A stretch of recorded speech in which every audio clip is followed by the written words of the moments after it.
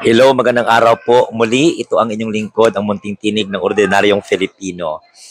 Kung kayo ay bago sa ating Munting Tinig channel, huwag kalimutan mag-share, mag-like, and mag-subscribe. Ngayon, muling-muli, gusto ko lamang pong ipaliwanag sa inyo na itong statement na ipinalabas ni Saldico, huwag po natin itong paniwalaan. At kayo na mga nakikinig at nakapanood ng kanyang statement, dapat magtanong-tanong kayo. Saan ba humuhugot ng lakas ng loob itong si Saldico? Kung may alam si Saldico na katiwalian, dapat noon pa niya ibinyag yan. Bakit na taon po ang paglabas ng mga testimony na ito sa nalalapit na rally na gagawin ng Iglesia ni Cristo at ng iba pang mga organizations na walang ibang balak gawin kundi ang manggulo. So, do you think, mga kamunting tinig, sa mga ganitong klaseng statement ni Saldico, mapapaupo po ninyo si Sara Duterte bilang Pangulo ng ating bansa? So, do you think sa mga ganitong klaseng isiniwalat ni Saldico ay makakatulong to para mapanagot ang karapat-dapat na managot sa issue po ng flood control at katiwalian sa ating bansa? Kasi ganito yan. Karapat-dapat bang pagkatiwalaan ang statement ni Saldico sa matagal na panahon na siya po ay lumabas ng bansa at sinasabing siya daw po ay pinalabas at hindi pinabalik, inutusan ng Pangulo, kung ano-ano na lang po yung mga kanyang pinagsasabi. Malinaw na may kamalian itong si Saldico. Huwag mo namang ipasa sa ating mahal na Pangulong Bongbong Marcos. Kung kayo ang gumawa ng katiwalian, ng kabulastugan sa pondo ng taong bayan, pangatawanan ninyo yan dahil nabuko kayo. Dahil unang-una, hindi makakalimutan ng taong bayan na si Pangulong Bongbong Marcos po ang nagbulgar ng katiwalian. Alam ninyo, itong paglabas ni Saldico, scripted ito. Kung baga hinahabol nila ito, wala ito lamang po ang kanilang kaisa-isahang what we call this, alas. Sasakyan ito ng mga individual o grupo na gustong pabagsakin ng Pangulo at iupo si Sara Duterte. Kung matatandaan po ninyo, ang vlog ni Pebbles Talakera, ibinulgar niya po yon, in-expose niya na bago po magkaroon ng rally, mayroon po silang mga pasasabugin. Ngayon, ang kanilang pasabog, wala naman palang kalatoy-latoy. Dahil unang-una, si Saldico nagsalita at itinuturo na parang mastermind si Pangulong Bongbong Marcos sa lahat ng katiwalian na nangyayari ngayon. Samantalang si PBBM ang nagbulgar.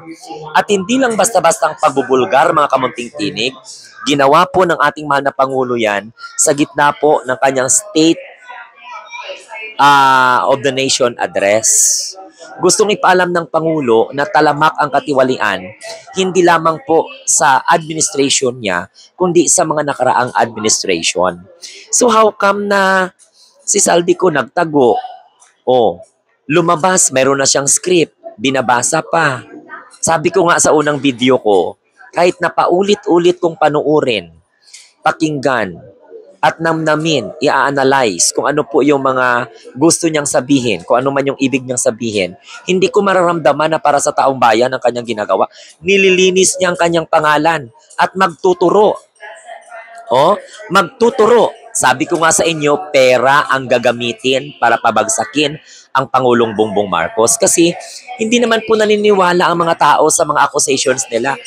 Antakin mo ang nagsiwalat ng katiwalian, ang nag-investigate ng flood control programs or flood control scandal, ang nakadiskubre ng matalamak na mga ghost projects, ng mga substandard projects sa infrastructure projects ng gobyerno, particularly sa flood control, ay siya pa yung inaakusahan ngayon. Na kung saan nag-utos daw para i-insert ang 100 billion. Malabo naman na mangyari yun. Pwede ba dapat when it comes to budget, preparation, and at the same time, adaptation and tinatawag na approval of the budget, annual budget ng gobyerno, okay, bakit kailangan pang mag-insert ang Pangulo kung nakikita niya na may National Expenditure Program na, may NEP. Isumiti po, sana sabi ko nga sa inyo, sa Congress at saka sa Senado. I-deliberate po yan ng every committee. No? Committee on Appropriation, both upper and lower house. At the same time, pag-usapan po sa committee level, sa plenary level, hanggang sa dadaan pa sa BICAM bago po magiging ganap na batas at ipaperma sa Pangulo. Bakit kailangan pa mag-insert? No? Bakit kailangan pang iutos ng Pangulo yun? Yun ang sabi po ni Saldico, which is puro katangahan. Ang mga Duterte diehard supporters naman, naniniwala. Ewan ko nga ba sa inyo, ang dali ninyong mauto, ang dali ninyong maloko. Pwede ba gamitin ninyo ang inyong tinatawag na level of comprehension? Logic, common sense. Ang nagbulgar ng katiwalian, itinuturo na mastermind? Gustuhin ba ng Pangulong Bongbong Marcos na mapasama ang kanyang pangalan sa pamamagitan ng pag-utos kay Saldico? Bakit noon pa, kung inutusan ka ng Pangulo at alam mo naman pala na hindi yon, bakit hindi ka nagreklamo? Bakit hindi mo binulgar si Martin Romualdez? Hindi mo ibinulgar ang Pangulong Bongbong Marcos? Kung sa tingin mo, natatakot ka, gagamitin nyo naman, natatakot, nape-pressure. Lumang tugtugi na po yan. Meron kayong karapatang tumanggi. Alam ninyo na maling-mali na yon, bakit nyo pa sinunod? Alam niyo na hindi po sinusunod ang proseso, bakit nyo pa ginawa? So, kailan inutos? Saan inutos? Yung mga ganun mga tanong, malabo ninyong masagot yan. Kaya nga itong si Saldico, naguhugas kamay na lang ito sa katiwalian niya. Naguhugas ng kamay ito na sa pagnakaw nila sa pondo ng taong bayan.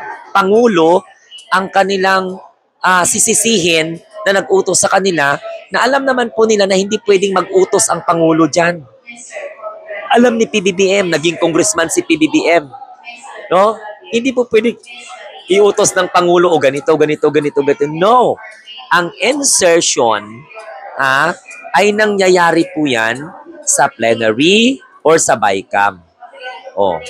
So ang mga BICAM composed ng iba't ibang mga congressman dyan. Iba't iba, galing sa iba't ibang mga political party. No? So umayos kayo ng inyong mga pananaw para hindi naman nakakahiya. Grabe naman kayo.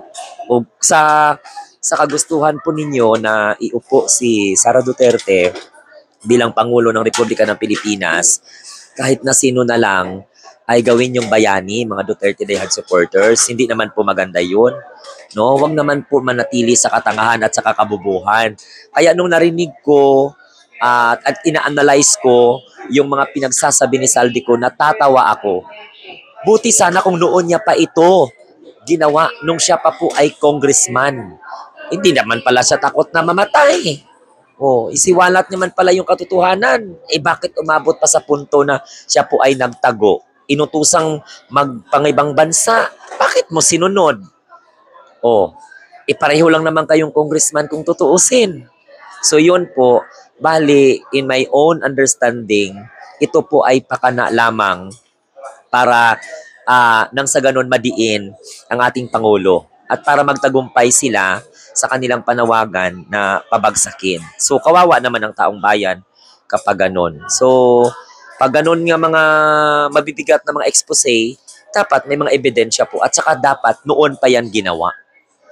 No? Kung hindi nga po ibinulgar ng Pangulo na mayroong graft and corruption, may mga tinatawag na mga ghost projects, mga substandard, so hindi pa sila mag-react ng ganito. Pero binuksan po ng Pangulo ang usapin na to dahil unang-una para hindi po kawawa ang taong bayan. Kaya nga po nagkaroon ng Institution of Independent Commission for Infrastructure para po magsuri, mag-imbestiga magpapanagot sa mga dapat managot, magpapakulong sa mga dapat magpapakulong, kasuhan ang dapat kasuhan. Andiyan na po yung ating ombudsman, yung DOJ. Bakit hindi lumapit si Sal? Tandaan po ninyo, si Gutesa, tao po dati ni Saldico. Si Gutesa, tao din po ni Sara. Kilala po ni Sara si Saldico. Kilala po ni Rodrigo Duterte si Saldico. So dyan pa lang po, mag-isip-isip na po kayo bago kayo maniwala sa mga ganyang klase mga expose, lalo pong magagalit ang taong bayan sa inyo. Lalong-lalo na po sa mga Duterte, lulubog po lalo ang kanilang karir sapagkat pag ganyan ang galawan nyo, madali po yan mabisto. Madali po yan malaman ng taong bayan kung ano po ang inyong motibo. Para po ba yan sa bayan o para po sa inyong kapakanan o para sa kaligtasan po ni Saldico. So hindi po yon, hindi po mananaig ang kasamaan laban sa kabutihan. Pero ang analyzation ko dyan, parang ito na po yung mga pasabog na gusto nilang gawin. Pag mabigo pa sila dito sa paggamit kay Saldico, wala na silang alas. So si Saldico, dapat kailangan makuha nila ito. Yun ang kanilang punto. So si Saldico, bilang chairman ng Committee on Appropriation, nakagawa ng mali, ibibintang kay Pangulo na kung siya ay nag-utos, kahit na hindi naman po totoo, sabing may ebidensya sila, so lalo pong mababaon sa putik ng kahihiyan pag hindi kayo magtagumpay. Ang punot dulo nito, ang goal kasi nila dito is pabagsakin ang Pangulong Bongbong Marcos. Iupo si Sara, baliwalain ang kaso ng mga tauhan ni Rodrigo Duterte, tapos ang usapan. At gaganti sa kasalukuyang administration. Ganon ang style nila. So ito po ang inyong lingkod ng Munting Tinig ng Ordinaryong Filipino. Huwag kalimutan mag-share, mag-like, and subscribe. No? Ako po ang inyong lingkod, ang Munting Tinig, ang bagong naniniwala na tayo po ay bagong Pilipino sa bagong Pilipinas. Bye-bye!